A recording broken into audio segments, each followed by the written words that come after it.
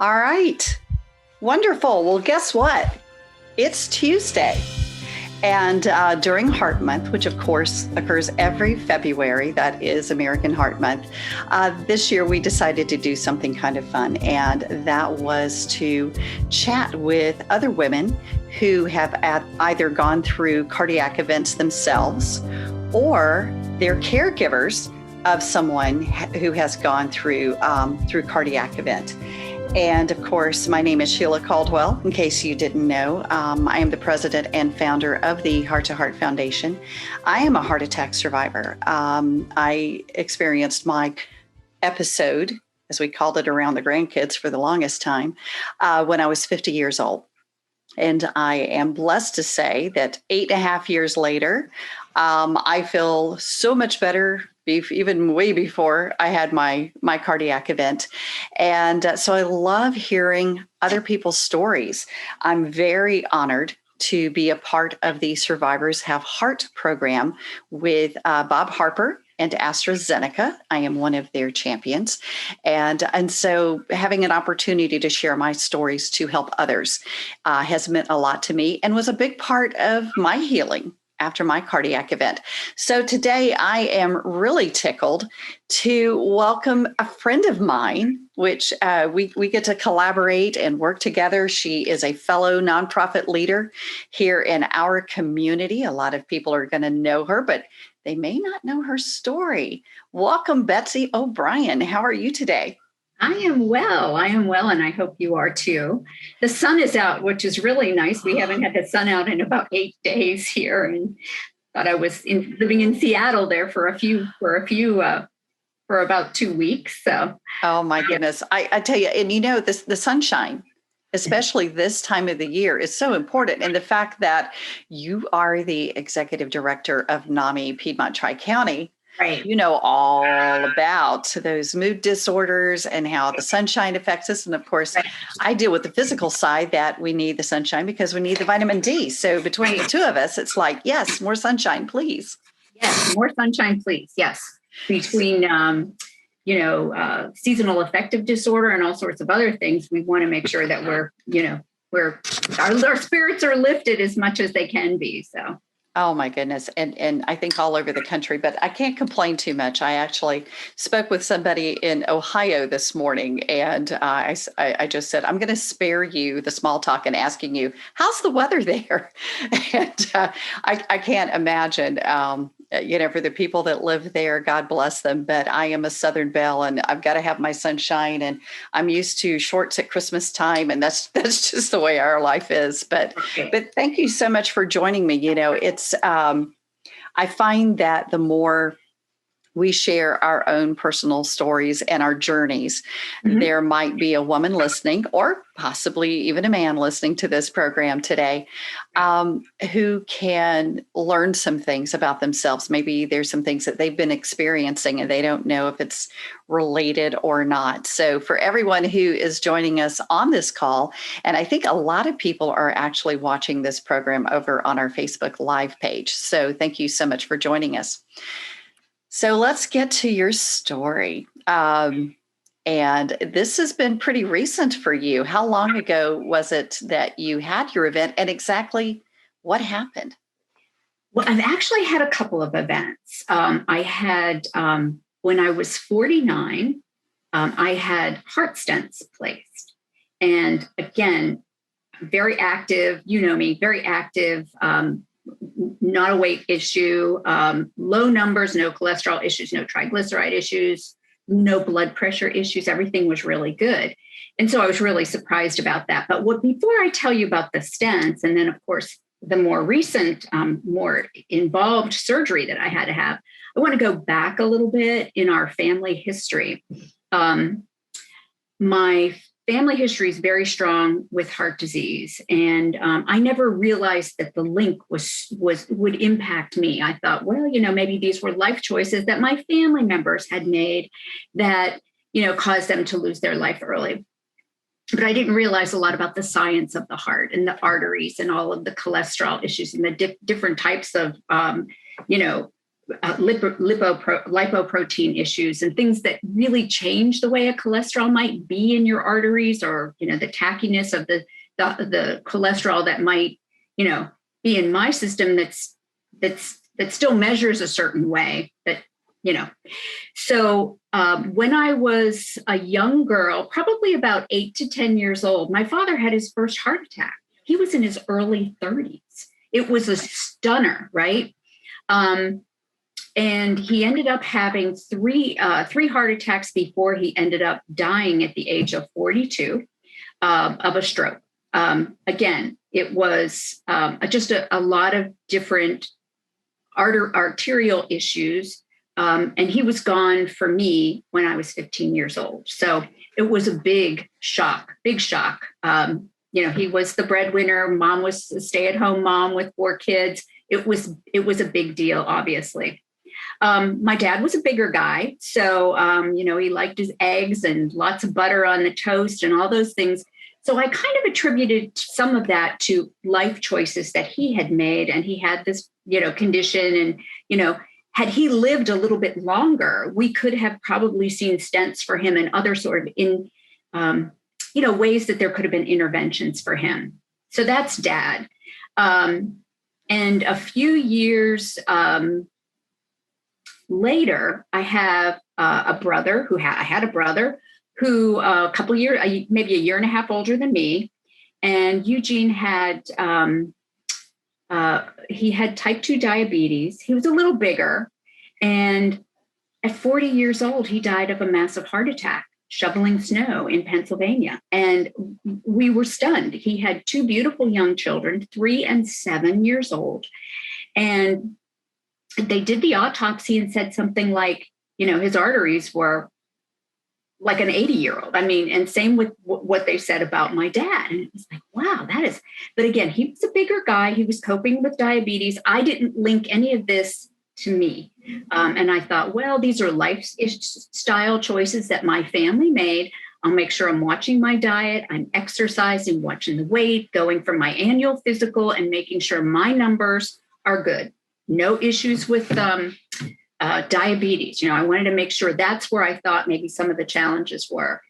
So I just, became a mom and did all the things that moms do, rushing back and forth and doing our different things. And in exercising during my normal rituals when I was 49, I started noticing I had some shortness of breath when I was coming upstairs and doing different things, and some little bit of pain in my arm. But I thought, well, maybe I lifted the milk with my left hand instead of my right. You come up with all these different ways to just have excuses for things. Never ever thought it could be heart related. Did not have a cardiologist, none of that, just had my regular physician. And so in exercising and walking with a friend, she said, boy, you're really out of breath, And I said, yeah, it really is, really is kind of strange. So I went to my doctor and I said to him, I think I have asthma. I have an older brother who has asthma. Maybe I developed asthma. And he said, I'm going to give you an inhaler. I don't hear anything in those lungs, but I'll tell you what, you have that. And he called it a horrendous family history of heart disease. I will never forget. He called it horrendous. And I thought, oh, he said, I want you to go have a stress test. And I said, okay, I kind of blew that off because I thought, I need an inhaler. I'm fine. So when I finally did go and make that appointment, had the stress test. It took me 11 minutes to get to that heart rate that they wanted me on the test. And the ladies were going, oh, this is great. You're doing a really good job. And then I went out and sat in the waiting room and they said, I said, I've got to go get my son at school. How long is this going to be? And they said, well, we really want you to see the doctor before you leave. And I thought, all right. I called my husband and said, you're going to have to go pick up our son because I guess this is protocol after a stress test, didn't know obviously what was what. And I get into the doctor's office, cardiologist's office, and he said, we have a big problem. Kind of like looking around like, is he talking to me? 110 pounds, really? We have a big problem. He said, these are super abnormal tests. And I said, are you sure? I'm fine. I really feel fine. Just a little shortness of breath every once in a while. And he said, I'm going to tell you something. I'm not even sure you haven't already had a heart attack. And tears were coming down. I said, I think I would have known that I would have had a heart attack. And I mean, I was just like, I was shocked. I was in shock.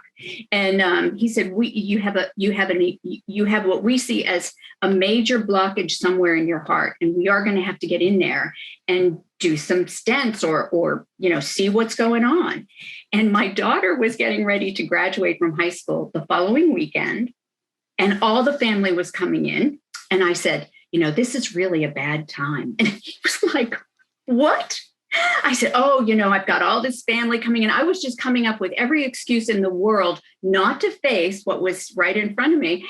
And he said, I'll tell you what, if you want to put this off to the week after, because I told him she was graduating and it was, big deal. And Chicago was coming and Florida was coming and all this. He said, if you can promise me that you won't make beds, run around and do all this extra work for company, you won't get excited and cheer your daughter and climb steps in the stadium to see the graduation, I'll let you wait. But I want you to think about it. Oh, and by the way, here's my phone number for over the weekend in case you have a problem. So I was scared to death. And so the next Monday, didn't wait until the graduation. That following Monday, didn't have a chance to choose doctors or whatever. It was like, okay, we've got to deal with this. I went in and I needed to have 2 stents placed in the Widowmaker, which is the LAD, and it was 89% blocked.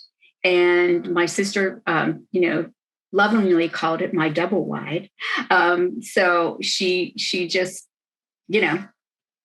and the doctor said to me after it was done, one doctor came in when I was coming out of anesthesia and said, I'm so glad I met you before your heart attack. I was like, and I remember them picking me up and putting me on the table to start the procedure. And the doctor said, what are you doing in here, little girl? Because I'm tiny, it just, there were no red flags. Let's put it that way. So the doctor said to me after the procedure, you're going to notice little things that you were experiencing as symptoms that you're not experiencing anymore.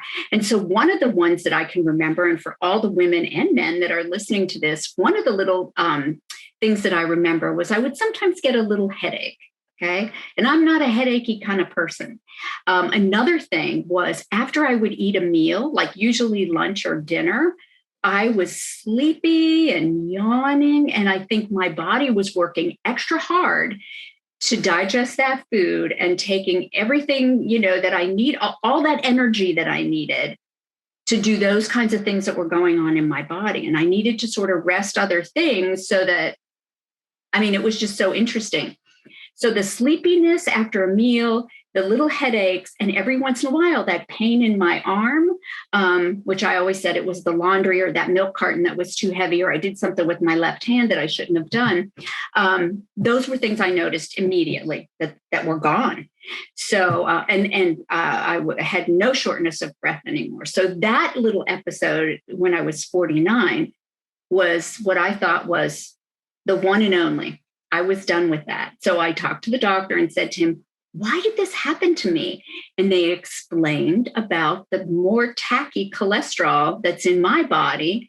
Then it measures the same as cholesterol. 170 is 170, but if you have this tackier cholesterol, it's going to be a problem.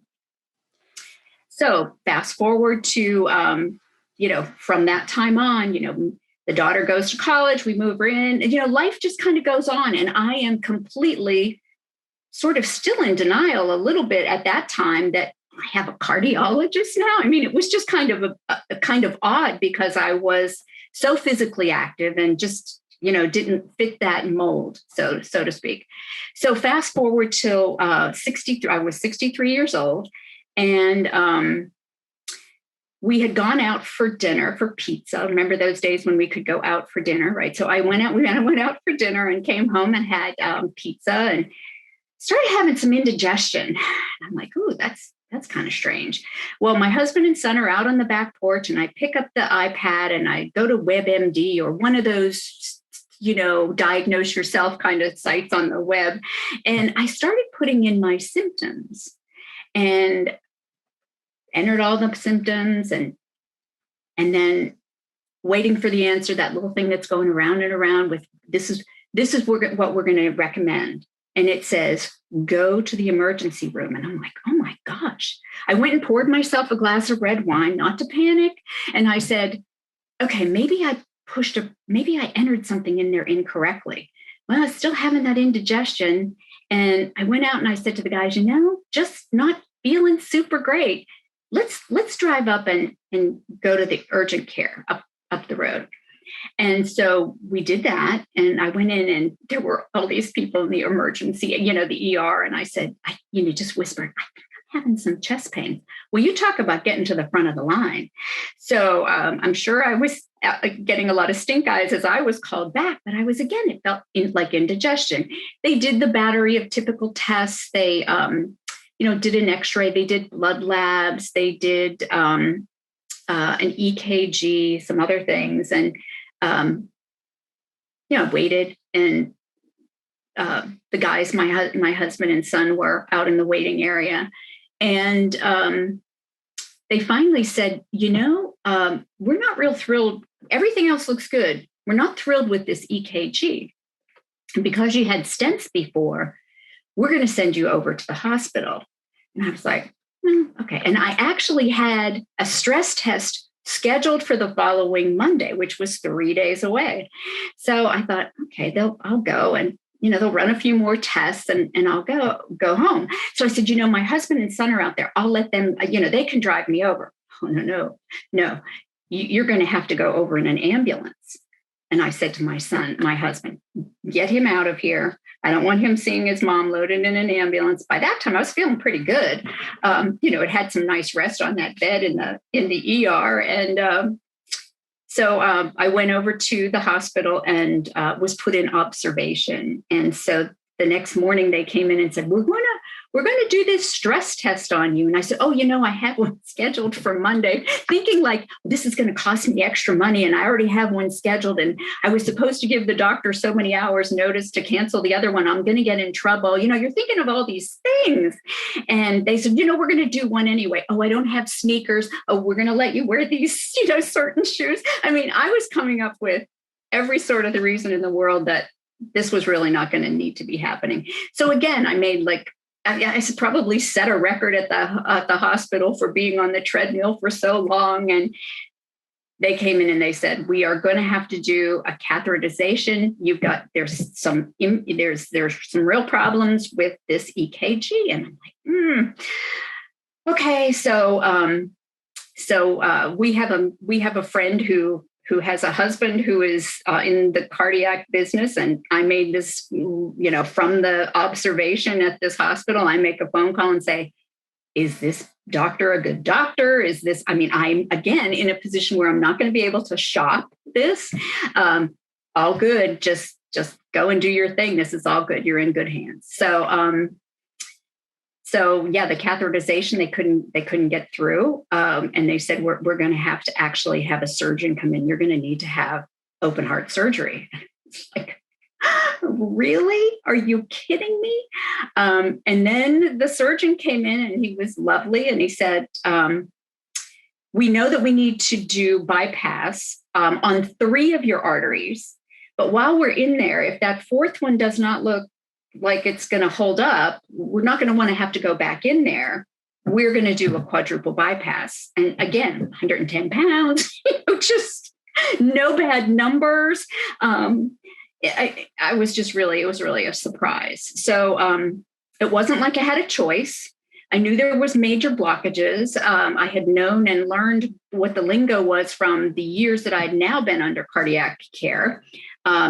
So we scheduled it. I was a work-in, obviously, since it was an emergency situation that brought me over there. And I was walking around on the cardiac floor with my monitor on, and just sort of for 2 or 3 days until my surgery actually took place. And And, my husband said to me, good luck. And are you okay with this? And I'm like, I really have no choice. This is a no-brainer. I've got to go in here and get this done. We're just going in to get this done. And so, I had a quadruple bypass and stayed in the hospital an extra few days. And, I was only in the ICU for just a very short period of time because, like I said, I had no mobility issues. I was, sort of right back on my feet. And one of the prescribed things that happen are they strongly suggest that you do cardiac rehab. And I was working full time and said to my boss, he couldn't believe that I needed a quadruple bypass either. They were super supportive and said, whatever you need. And so it was 3 days a week for, I don't know how many weeks. I think it was like 10 or 12 weeks. It was a commitment, but I did that because they're monitoring everything you're doing while you're exerting some energy and some effort, and it continues to build on itself. And you just kind of use this to make sure that you're doing all the right things and you're being observed and that your heart health is good. So I continue to be monitored every year now. I'm doing stress tests, not every other year. And just to make sure that, nothing comes up. I did ask my surgeon, he's like, okay, so you've graduated. We're not going to need to see each other anymore. And I said to him very honestly, how much time did I just buy myself? And he said, And he said, well, let's look at this now. You had your stents when you were 49. You had this major intervention when you were 63. So I would start keeping an eye on symptoms in about 10 to 12 years, just to make sure that we don't need to do another little repair or something else. So it could be that I go 30 years, 40 years, continue, without any intervention at all. But being super practical now that I've had this experience and lost dad and my brother, I want to be super, super cautious. Now, another interesting twist to this is after I had my open heart surgery, I have another surviving brother, and he's older than me, and he is diabetic. And he also at one point had, not watched his diet, let's say. He's now really very strict about his diet. Well, he came and visited with me, and it was 3 months after my surgery. And I said, you have to promise me that you're going to get a stress test and you're going to get all this, because, two of us of the 4 kids, have had this major thing, and we lost Gene, and, I feel like a cat with 9 lives, and a couple of them are gone. So he promised me, and I made his wife promise that he would get a stress test. My brother, almost 3 months after me, had to have a quadruple bypass in Chicago. He was so angry. At first, I'm like, I saved your life. But again, he realizes that, it was one of those things that was inevitable, but he would not have even thought of it. He had no symptoms at all. It was just me saying, you've got to do this, you've got to promise. And he did it. And it was like, he failed every single one of those tests. They did the cath. We're going to have to go in. And he was just shocked. So, and we used to do this, and we still do, a family reunion in Fort Lauderdale every year as an extended family. And he and I would troop up and down A1A along the Fort Lauderdale waterfront. And we would just walk 3 miles every morning. And I said to him, at one point, the 2 of us could have just expired on that walk because we were ready to implode, didn't know it. So, yeah. Well, I know, boy, I don't even know where to start.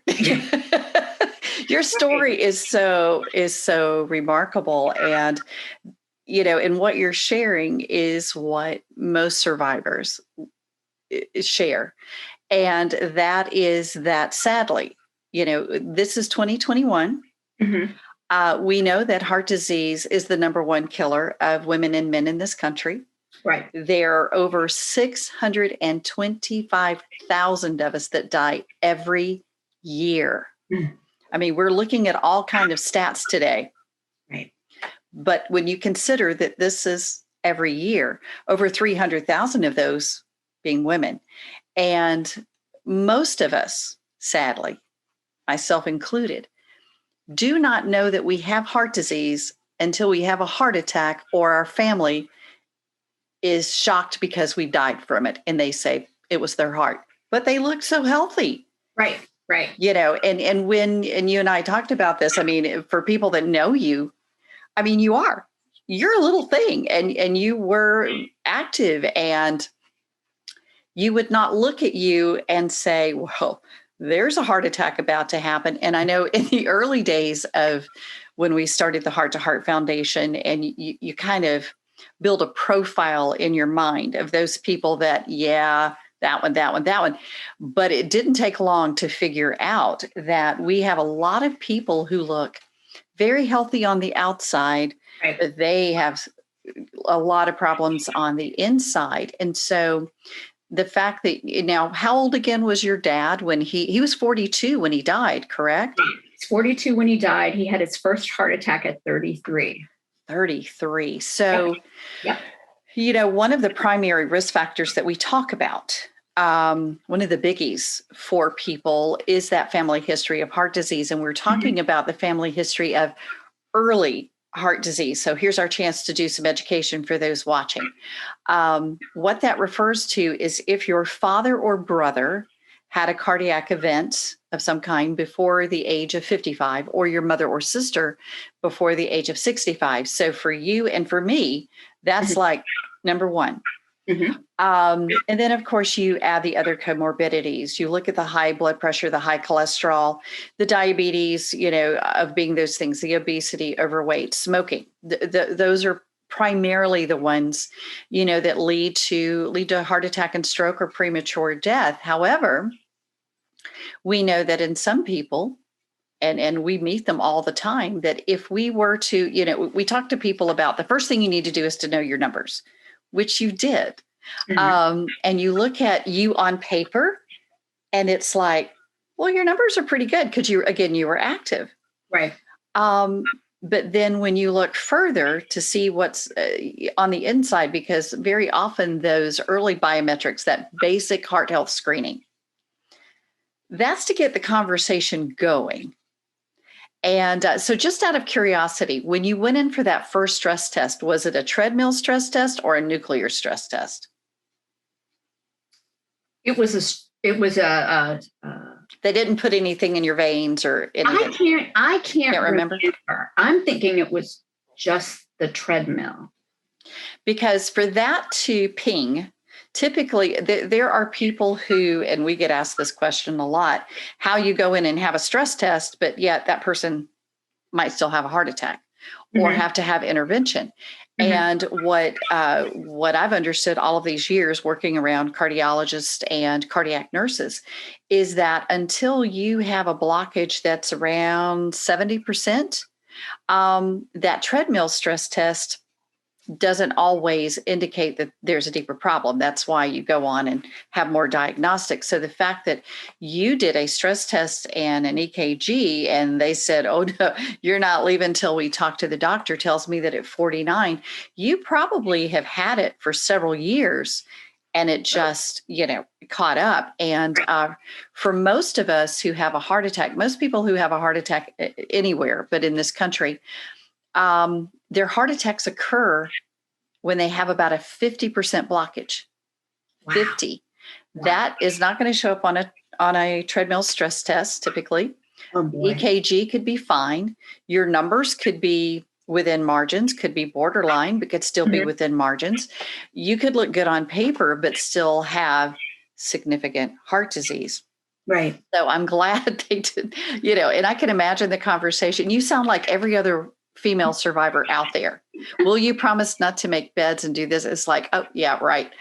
It was gardening, it was this, and how many of us haven't made it because I think after you have children, you kind of equate, if it's not as bad as childbirth, I can survive anything, right? I can push through this. I'm a woman. That's what we do. Right. But thank God you listened to your physician. But as you were telling your story, and 2 stents in a widowmaker, 2 stents in a widowmaker. Mm-hmm. You're a walking miracle. Yeah, I was a card carrying member. I had to carry around this little thing in my wallet that in case I ever had an emergency that they knew I was. So I was like, all of a sudden I have a cardiologist, I had a dentist. Okay. I was good with that. And I had a primary care doctor and, but I have a cardiologist at 49. I was kind of surprised by that, but yeah, it's a reality. I'm a card carrying member too. So my heart attack was about 6 months after I turned 50. So we were close to the same age. And, what I was thinking about when you were talking about that, and I was thinking about all of the other survivors that I have met over the years that are kind of our age, 80% of us who have a heart attack before the age of 65, and this goes for women and men, we don't survive the first one. Mm-hmm. Right. There's no do-overs. We're gone. Right. And, and what really, and why it's so important for us to have this conversation today, because, February is American Heart Month, but that's also the month that we really pay attention to women's heart health. Because right. I read a story last week, Betsy, and it just really, I was sharing it with our vice president yesterday. I think I kind of got on a soapbox. I had to kind of bring myself back down. But, you would think in today's world, with the amount of information we have coming at us all the time. But when I read that the current reports show that only about 46% of the women in this country know that heart disease is her greatest health threat, that heart disease kills more women, 6 times more than all of the cancers combined, that we don't know these things. We don't know our own risk factors. That just blows me away. And what we're seeing is that the heart attacks are occurring in younger and younger women. I'm talking 30s and 40s. And somebody contacted me this morning about doing a program for the company that she works with. And she said, well, most of them, they're in their 30s. And I said, perfect. Right. Because that's when we've got to get to them. We're seeing more of these heart attacks in younger adults. And I think a lot of it goes back to that first, that awareness piece that we need to tell people, this. And by telling our stories, hopefully, we can help that. So as a woman, so you're 49 years old, you have 2 stents in the widowmaker. They should have given you 2 cards to carry. You're like a double club member there.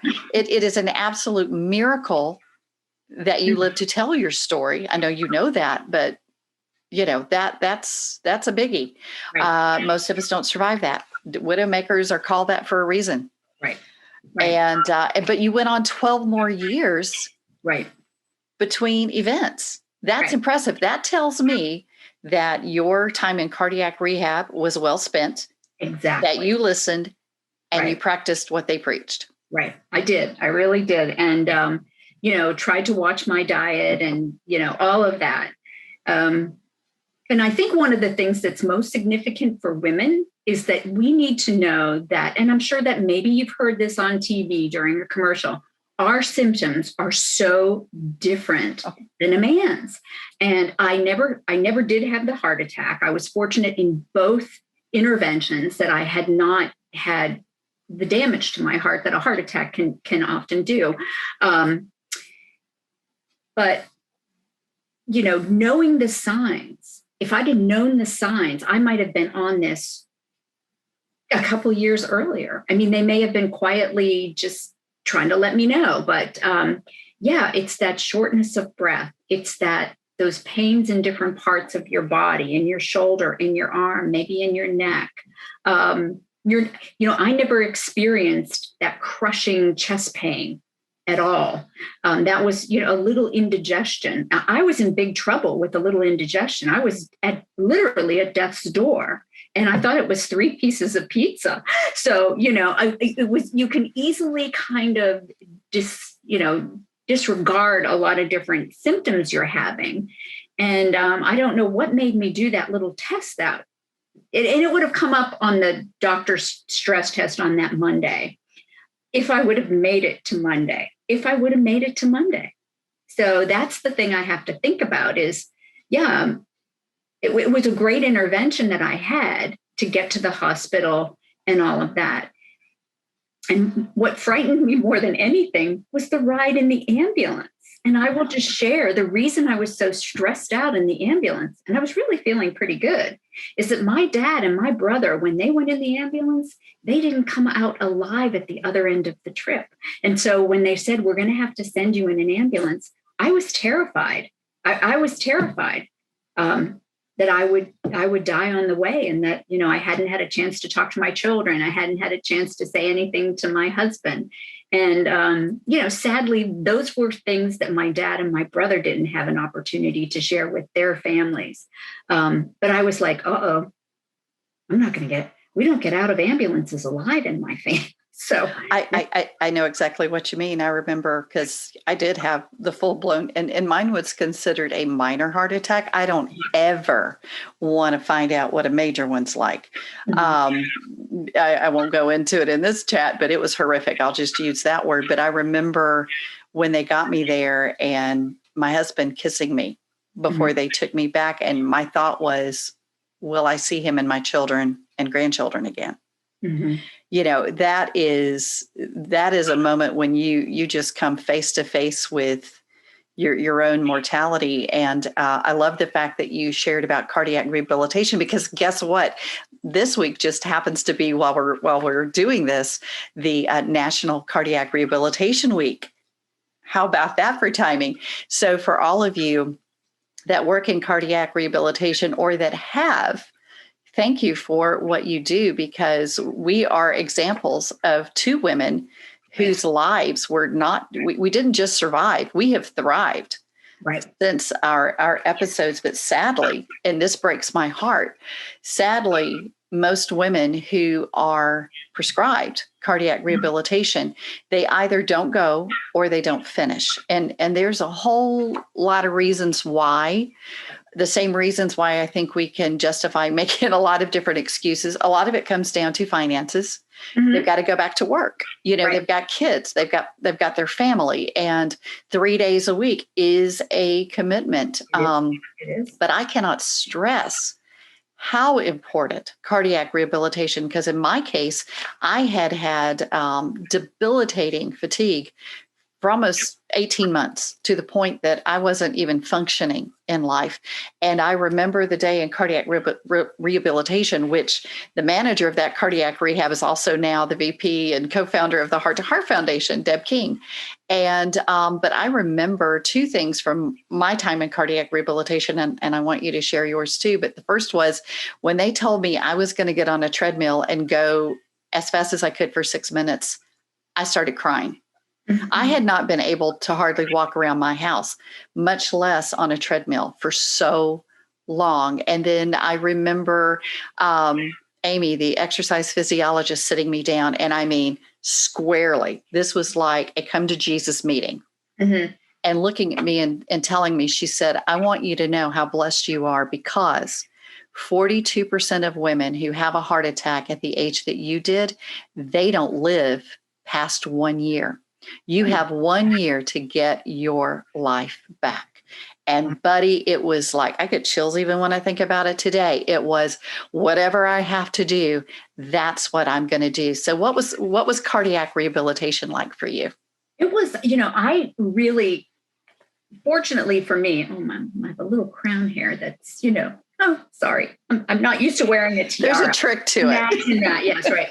So my experience was, fortunately, my insurance covered most of it. Mm-hmm. But I had just had this scare, this major scare, and I was still in cardiac rehab and knew all my friends at, you know, the hospital. And I was able to share with them my brother's story. You're not going to believe it. My brother just had to have quadruple bypass too. And they were like, this is something, you know, this is really something.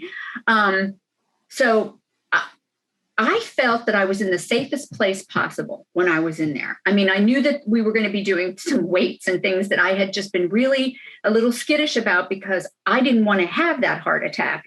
But, I felt like I had just been totally replumbed as far as my heart was. And I felt my rehab took place in the hospital. And I felt like this is the safest place in the world to have to do this work. So I just was completely all in. I said, I need to do this because I love my family and I love myself and want to be there to see those kinds of things like, weddings and, be with my friends and, do things with my husband. I said, I got to do this. And, what's interesting was my job was flexible enough that I could say, if I don't get it done during the day, I can finish up in the evening. And my boss was super supportive. But even because of the way I don't look like a model or anything, guys, but, I'm in my 60s, but, even when I was nearing the end of my time of being in rehab before graduation and having the bell ring and all of that in celebrating, completion, he was even like, oh, are you still going? You still need to be going. I mean, he wasn't discouraging me from going. He was just amazed that I still needed to do it. And it's really important that you do it because it gives you that confidence to know that you're ready to take on some more, that you can do this safely. And it just, it's something that I do not regret one day of doing that. And meeting my new friends that were there with me on the same days that were heart patients as well. So I remember thinking when I went to cardiac rehabilitation, I was the kid in the room. And you get that look when you walk in like, why are you here? You're young. And it's like, yeah, but in my family, the cardiac events had been in the men, my dad, my grandfather, some uncles, some cousins, when they hit their 40s. Mm-hmm. And here I was 50 thinking, maybe. Yeah. But the cardiac rehabilitation, when you look at it and the fitness part of it is one of those components, and having that portable EKG so that if there's anything, they've got you there. Knowing there's a doctor very nearby if you need one was extremely comfortable, but it was also the nutrition, the stress. If you need help to stop smoking, there's that support there. There's the different types of exercise. So many elements to this, but I think it was just having that support to get through that. And you do. It's a very, very bonding experience. And I'm very grateful to all of the nurses and cardiac rehabilitation that I was with, because that made such a huge difference in my life. I can tell you, I don't know that I would have made it past that 1 year, because it's too easy to fall back into the old ways. And I know in my case, that rupture, that really finished me off and led to the ultimate heart attack. But I'd been chasing symptoms for well over a year. I mean, you've heard my story, and I know a lot of women are just like that, and men. I want to circle back around before we talk about your your open heart surgery, just to make sure, because we do have that conversation that men and women do present symptoms differently. Right. And the warning signs in women. And usually whenever I share my story, the first thing I tell people about my experience is the first thing I learned about heart disease after my heart attack was pretty much everything I thought I knew was from a man's perspective. I once was a marketing director for the American Red Cross. And at that time, I managed all of the CPR and AED and first aid classes, went out and did presentations and talks and got companies involved, all those things. But that was back before we started having the conversation about how women and men are different. So all of my prior training had been based on the symptoms that are historically in men. The experience in my own life, because we have an extensive family history of early heart disease, was the men. So when I began having issues and I would go to a doctor, I went to a specialist again, looking on paper, no red flashes going off. It's like, yeah, you need to exercise a little more, be careful about your diet. You don't need to be on a medication. You have that family history, just watch it. But there was nothing really there. And so we looked at a lot of different things. And so I learned a lot after my heart attack because, as you know, they don't let you do a whole lot after that. And so I spent months and I threw myself into research. And I'm a research maven, have been since I was a kid. So I read everything. I asked questions. I made phone calls. And what I learned was that there's a whole lot of women like you and me that did not know. We didn't see. I've read studies that said most women ignore the warning signs of heart attack. And I said, no, most women don't know what they are. That's where we are. So let's make sure women know some of the warning signs that you talked about. You can have, mine was pain between my shoulder blades. You can have pain in your jaw. I've heard of women who complained of earaches. It wasn't like an earache, but complained of that ear pain. And sure enough, it was all tied in. There is that indigestion, that GERD that just won't let up. The heaviness in the arm, shortness of breath, dizziness, nausea, the inability to sleep. How many of us premenopause women, the inability to sleep. You have a low vitamin D. Most Americans, by the way, have a vitamin D issue. Because we don't get enough sunshine and we're not eating enough fruits and vegetables and getting good nutrition in our body. You have those kind of things. Preeclampsia. If you had it preeclampsia in your pregnancies, you actually can also wind up having that makes you at a higher risk of heart disease. Premature menopause. I didn't know that. Never heard of it. So these are a lot of things that are unique to women. And then the symptoms of an impending heart attack. I think a lot of what we think about is the Hollywood heart attack. We see it on television, right. And it is the, typically, I don't think I've ever seen a woman having a heart attack on a TV show, but usually it's the men. They grab their arm, they grab their chest, they fall to the ground. Exactly. Hollywood heart attack. Exactly. The Hollywood. Exactly. Right. It's not what women typically experience. And so I know Betsy and I both would encourage you, if you feel like something is wrong, listen to your body, listen to that little voice saying, go get it checked out, and don't do it's just this or it's just that, because we lose a lot of us because we want to blame other things or hoping that it's something else, right? That it's something else. So for your open heart surgery, I've gone through that with my dad. My dad had it. He was a heart transplant. I went through it with my own husband a couple of years ago. I can't imagine going through it as a woman. What was that like? It was hard. And the hardest thing for me was learning how to get out of bed and move around without using my arms so that the stitches and everything would be, you have to learn how to do things totally in a new way for a little bit. The thing I remember the most was there's lots of tubing that they put in post-op, that they put in during the surgery. And I'm not a big person. I'm just barely 5 feet.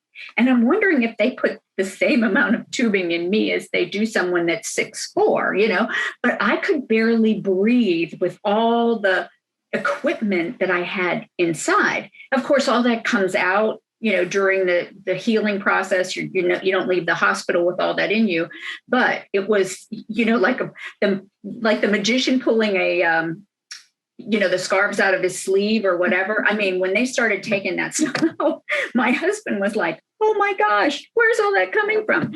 It was the happiest moment in my life when all of that was out, post-op, and I could move around, but I could almost hardly draw breath with all those tubes in there that were drains and different things in there for just the right reason. That was hard getting out of the hospital. I had some home health, but again, I was not even I didn't even get a lot of attention from the home health because I was not somebody who looked like they needed to have someone to help them move around too much. So they, they'd come in, they'd take my temperature. Did I have any questions? Watch that your weight doesn't go up or down really quickly because it could mean that you were retaining too much fluid, things weren't good. I mean, so there were some things I had to learn about that would be red flags post-operatively. That was interesting. I didn't know that much about the surgery beforehand because I didn't have my computer with me. And, it was just kind of an emergency situation that I was in the hospital. So after I came home, I started looking at, so they stop your heart and they put it in they keep it going in this. So it was a whole different thing about how that whole process works. It's amazing. It's miraculous. So yeah, kudos to all these doctors and all these nurses, because it was just amazing to think what they had to do and how they had to bypass all the arteries that weren't very good. And it was just incredible. And how many years ago has that been? I had it done in July of 2018. So coming up that long ago. That long ago. So yeah. And you look marvelous. Do you feel well?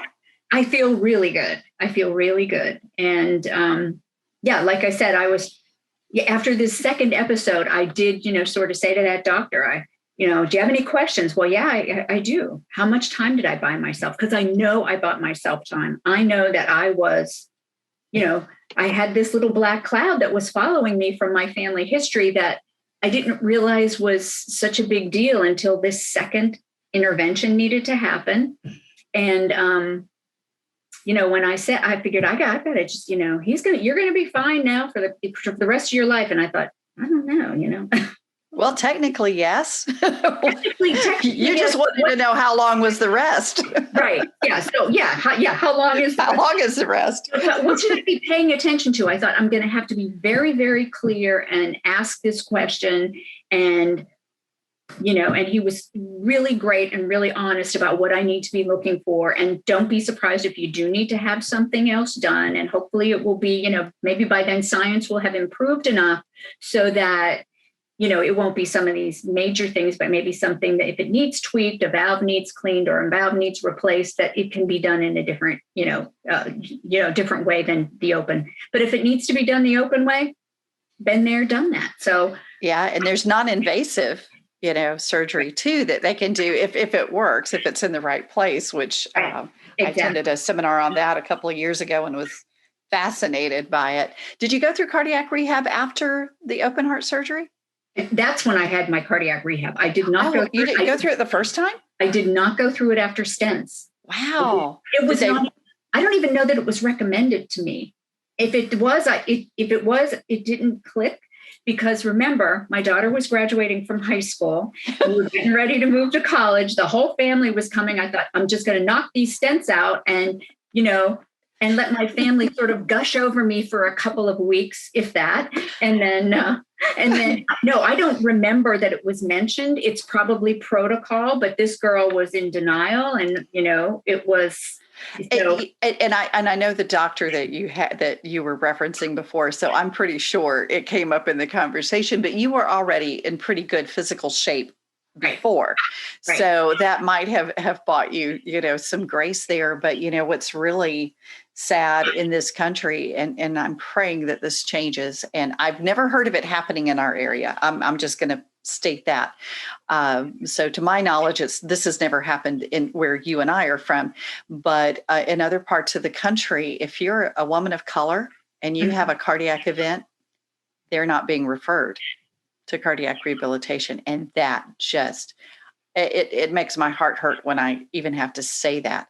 So if you are a woman or a man, if you have any type of cardiac event, you ask about cardiac rehabilitation. Don't wait for somebody you ask about it, because, we talk about that awareness piece, which is that's the first step, is for people like you and me to help others become aware of what we've just shared. The action part of it is, and we want to encourage women and men watching this right now, is get yourself screened and know your risk factors. Start with that basic screening. When you're in your 20s, know what your blood pressure is, get your cholesterol checked, know your family history, know what the risk factors are that lead to heart disease, and see where you are, and then take the preventative steps: good nutrition, exercise, and don't smoke. Literally, those are the three things that if we could get half of Americans to do, we could cut those numbers down significantly. I read a study last year that said that about half of the people that we lose to heart disease every year could have been saved if we had gotten to them to practice prevention and gotten those early screenings done. In your case, able to prevent the heart attack, which would have been probably fatal in you. Same story for my husband, prevented the heart attack. Right. That is so important. And then, of course, advocacy. And you know this in the work that you do every day with mental health. You have to educate yourself and become your own best advocate, because nobody is going to advocate for you better than yourself. Correct. And back to the rehab, had I known how important it was, or had I allowed myself to educate myself or listen, it would have maybe helped me to maintain some of those good health habits that would have maybe lengthened the amount of time before I needed to have the intervention that I did at 63 and a half. But yeah, that family history, that's really important too. And I know for those, because I've got several friends who are adopted, they don't have any idea what their family history is. Of course, now we have these awesome genetic tests, that you can get. But in your 20s, know what your numbers are, know your family history. In your 30s, you're going to need to keep an eye on that cholesterol, your weight, your blood pressure, because, and with the diabetes, the pre-diabetes, often there are no symptoms with this. That's why they're called the silent killers. You don't recognize those things. And by the time you're experiencing symptoms, you're well into it. So get those basic heart health screenings. When you get into your 40s, talk to your doctor about advanced screenings, like an advanced lipid profile, which would include that lipoprotein(a), a check of that. Know what kind of cholesterol you have. Know if you have that genetic lipoprotein(a), because if you had it, more than likely your dad had it, and we pass it on to our children. Right. And for those people that look very healthy and seem very healthy, and we find out they've had heart issues, it's not uncommon to go back and that lipoprotein(a) was the culprit. And then, finding out those things, that coronary artery calcium scan is a 10-minute scan. You don't even have to undress. And it looks inside to see what's going on in your heart, because on paper, you can't always tell. And it costs less than a good pair of running shoes. And in some cases, your hair color. So, get those screenings done, but listen to your bodies, ladies. And the reason why we wear tiaras when we tell our story is because we want women to remember that we are first the queen of our hearts before we can be the queen of anybody else's heart and help anybody else. But if we all as women, if we take control and we become our own best advocates for ourselves, then we can instill those, as you said, those good, healthy habits in our children, our grandchildren, our family, and our communities. And I would love to see us reduce that number so that heart disease I would like to work myself out of a job. Exactly. So that we save lives. Betsy, thank you so much. Well, you're welcome. I was really honored that you asked me to do this, and I'm happy to, if I help one person to identify something or ask some questions, that's all good. That is so wonderful. Thank you so much. And that is all of our time for this Tiara Tuesdays. Again, our guest has been Betsy O'Brien. She's the Executive Director of NAMI Piedmont Tri-County. And one of the things that I wanted to mention is that at the end of this video, we will be posting this to our YouTube channel. And so make sure you go over to our YouTube channel. We'll post the link to our Facebook page here within the next day or so. But for the women who are watching this, our advocacy group is called the Red Heart Mamas. And it is a growing group. We have a private Facebook group. But if you will fill out that form to join us, we're going to send you a copy of this book and some other educational materials for free. It's free to join to help you in your heart health journey. So thank you so much for joining us today. And we wish you all happy Heart Month. Remember that the better you love your heart, the longer it can love you back.